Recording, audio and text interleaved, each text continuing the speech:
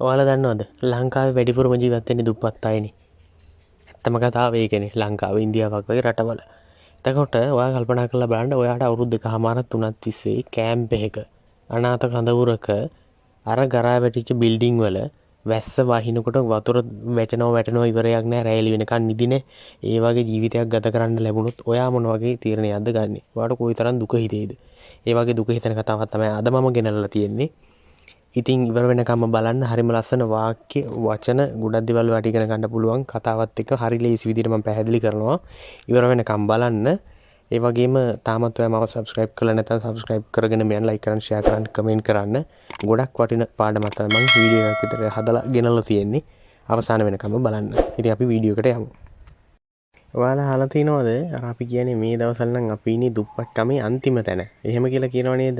මේ කියන්නේ සල්ලි ඇත්තෙම නැහැ. ආර්ථික තත්ත්වය හොඳටම අවුල් වෙලා. දැන් මේ වගේ ආර්ථික තත්ත්වයක් තියෙනකොට මිනිස්සු දුප්පත් මිනිස්සු තවත් දුප්පත් දුගී දුප්පත් වෙනවා කියලා කියනවනේ. We are living in a very poor condition. We are living in a very poor condition. අපි මේ දවස්වල ඉන්නේ ගොඩක්ම දුක්ඛිත තත්ත්වයක. මට තේරෙනවා. I can understand. හැබැයි ඉන්න කෙනා කියන්නේ මේ විදිහට ජීවත් වෙන එක ලේසි දෙයක් නෙමෙයි. මේ විදිහට ජීවත් වෙන එක ලේසි දෙයක් නෙමෙයි. අපි කොහොමද කියන්නේ? It is not easy to live like this way. It is not easy to live like this way. මේ විදිහට ජීවත් වෙන එක ලේසි දෙයක් නෙමෙයි. අපිට ඕක වෙනස් කරලා වුණත් ওই වාක්‍ය කියන්න පුළුවන්. It is not easy to do like this way. මේ විදිහට කරන එක ලේසි දෙයක් නෙමෙයි. මේ විදිහට කරන එක ලේසි දෙයක් නෙමෙයි කියලා ඒක පොඩි වචනයක් දෙකක් වෙනස් කරලා තමයි වෙනස් කරලා හදාගන්න පුළුවන්. හරි ලේසි. බලාගන්න මේ කතාව මොකක්ද මොන වගේද කොහේ ජීවත් වෙන කට්ටියක් ගැනද කතාව වෙන්නේ කියලා. You know we have been living like this for the past 2.5 years in this camp. අපි මේ පහුගිය අවුරුදු දෙකමාර තිස්සේ මේ විදිහට තමයි මේ කැම්ප් එකේ ජීවත් වෙන්නේ. බලන්න අවුරුදු දෙකමාර තිස්සේ කැම්ප් එකක ජීවත් වෙනවා කියලා කියන්නේ ගෙදරක් නැතුව අනුන්ගේ තැනක කැම්ප් එකක් කියලා කියන්නේ මොකද තමන්ගේ ගෙදරනේ තමන්ට ඕන විදිහට ජීවත් වෙන්න බෑනේ. ගොඩාක් මිනිස්සු ඉන්නවා. කොයිතරම් අමාරු දෙයක්ද? දැන් මෙතන බලන්න දැන් අපිට කියන්න ඕනේ නම් අවුරුදු 3මාරක් තිස්සේ මේ ගෙදර ජීවත් වෙනවා කියලා. දැන් මෙතන කියන්නේ කැම්ප් එකක ජීවත් වෙන කතාවනේ. ඒක අපි කොහොමද කියන්න ඕන? For the past 3.5 years in this house. For the past 3.5 years in this house. ඔයාලට තේරෙනවද? පොඩි දේවල් වෙනස් කරලා තමයි Tamanට අවශ්‍ය දේ හදා ගන්න ඕන, එකතු කර ගන්න ඕන. කොයිතරම් පවුල් ගාණක් ඉන්නවද දැන් ওই අනාථ කඳවුරේ? කොයිතරම් පවුල් ගාණක් ඉන්නවද? ඔය දැන් අනාථ කඳවුරේ කියලා අපි අහනව නේද? අහන්න පුළුවන්. ඒ අහන්නේ මෙහෙම තමයි. How many families are there in this destitute camp? අපි ඔකට destitute විතරක් නෙමෙයි refugee camp කියලාත් කියනවා. refugee අනාථ කඳවුර. දැන් අද ඉගෙන ගන්න destitute camp කියන්නේ refugee camp කියන්නේ දෙකම එකට අනාථ කඳවුර කියන එකට. මේ වාක්‍ය රටාවත් එක්ක මම දැන් ඔයාලට දෙයක් අහන්න ඕන මෙහෙම කියලා හිතමුකෝ. අපි හිතමු දැන් ඔයාලට මේ ඉස්කෝලේ මේ පාසලේ ළමයි කී දෙනෙක් ඉන්නවද කියලා අහන්න. How many students are there in this school?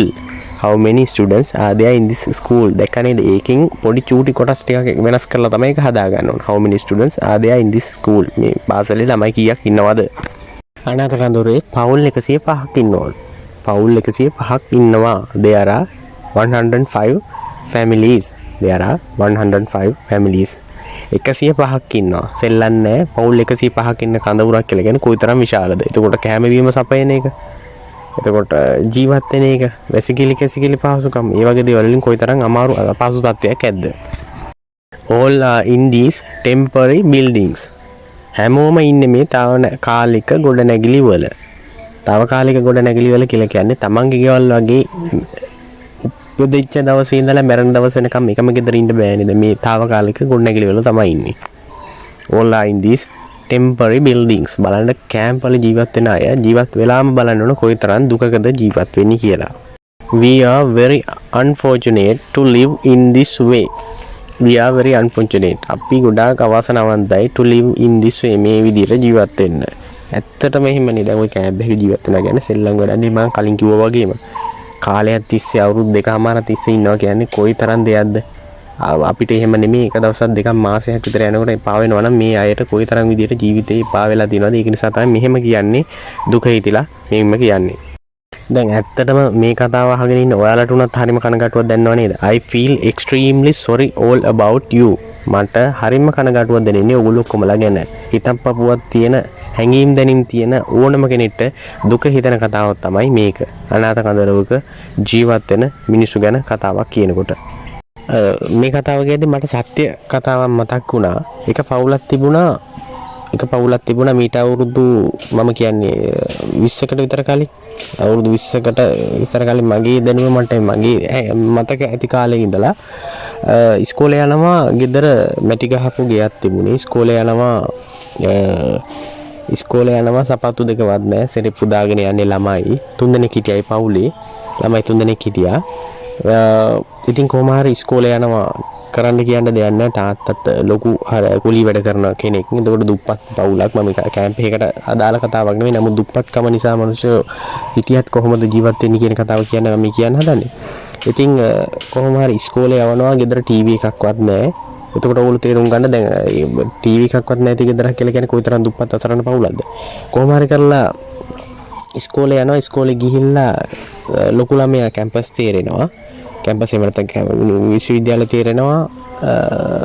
වෛද්‍ය විද්‍යාව තමයි හදාරන්නේ. කොහොම හරි දැන් මේ වෙනකොට ළමයි 3 දෙනාම හොඳ තත්ත්වවල ඉන්නවා.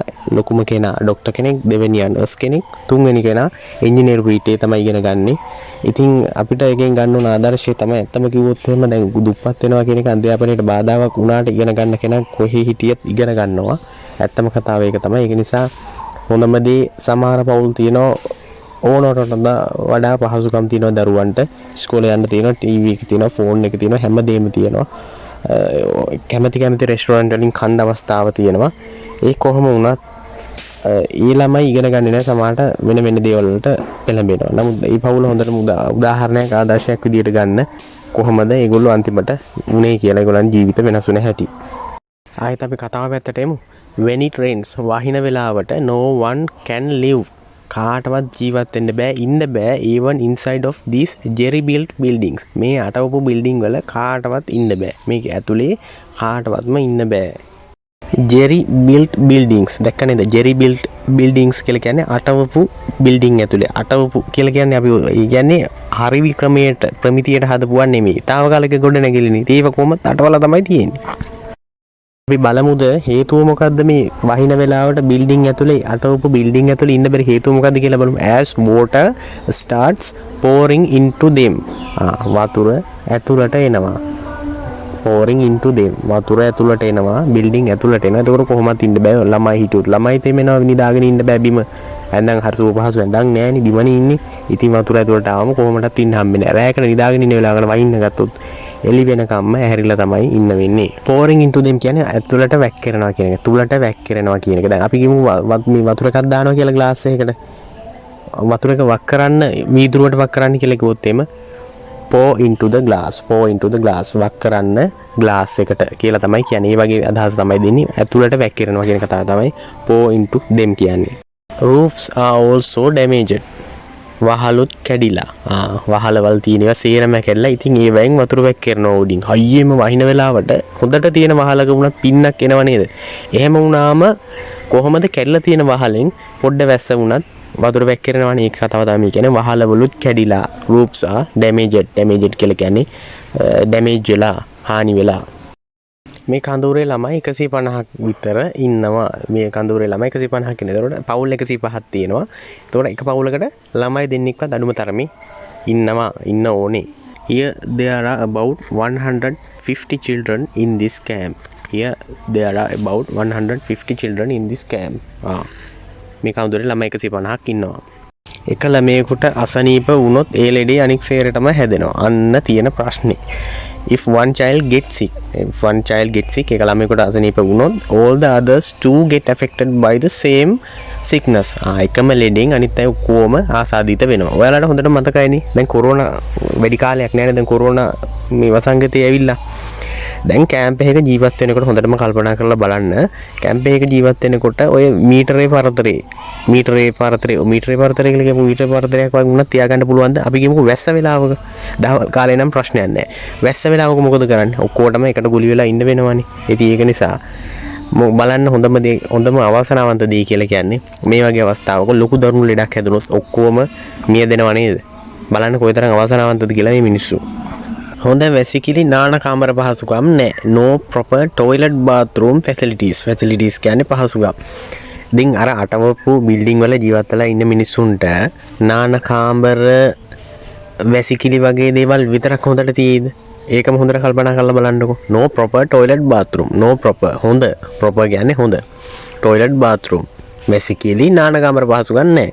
අනිවාර්යයෙන්ම ඒවත් නැහෙනි. හොඳ බිල්ඩින් එකද හොඳ සල්ලි තියෙන කෙනෙක්ගේ ගෙදරක තියෙන පහසුකම් අර දුප්පත් කඳවුරක ජීවත් වෙන මිනිසුන්ට තියෙයිද?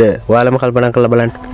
Here there are lot of grown up children but no privacy for any.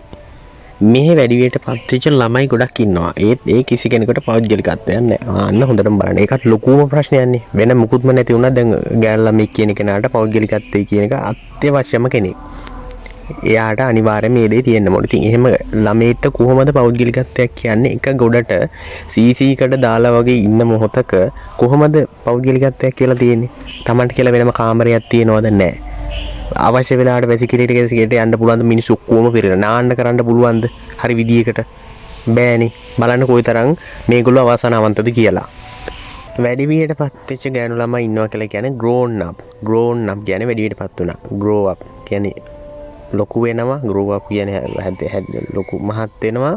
grown up කියලා කියන්නේ වැඩිවියටපත් වෙච්ච කියන එක. ඉතින් එහා පැත්තේ ඉන්න කෙනා අහනවා ඔයාලා රැකියාවල් විදියට මොනවද කරන්නේ? What do you do as jobs? ඔයාලා රැකියාවල් විදියට මොනවද කරන්නේ? දැන් ඒ වගේ ජීවත් වුණාට රැකියාවල් කරන්න වෙති මොනවාම හරි කරන්න වෙතිනේ. අපි බලමු මොනවද එයාලා කරන්නේ කියලා. No one has permanent jobs. කාටවත්ම ස්ථිර රැකියාව නැහැ. මේ වාක්‍ය ඔයාලා කිසේ කෙස් ගන්නට කියලා ඇති නේද? ස්ථිර රැකියාව කිය. ඒ කියන්නේ the government jobs ඒ කියන්නේ. අපි කියමුකෝ රජයේ රැකියාව ස්ථිර රැකියාවක් තියෙනවද? No one has permanent jobs. කාටවත්ම ස්ථිර රැකියාවක් නැහැ. මේ බලන්න ඔය වගේ තැනක ජීවත් වෙන මිනිසුන්ට කොහොමදත් ස්ථිර රැකියාවක් නැහැ. ස්ථිර රැකියාවක් තියෙන කෙනෙක්ට ගොඩක් දුරට පොඩි හරි පහසුකම් ප්‍රමාණයක් තියෙනවනේ. ඕලා daily pay labours හැමෝම එදිනෙදා කුලී වැඩ කරලා තමයි ජීවත් වෙන්නේ.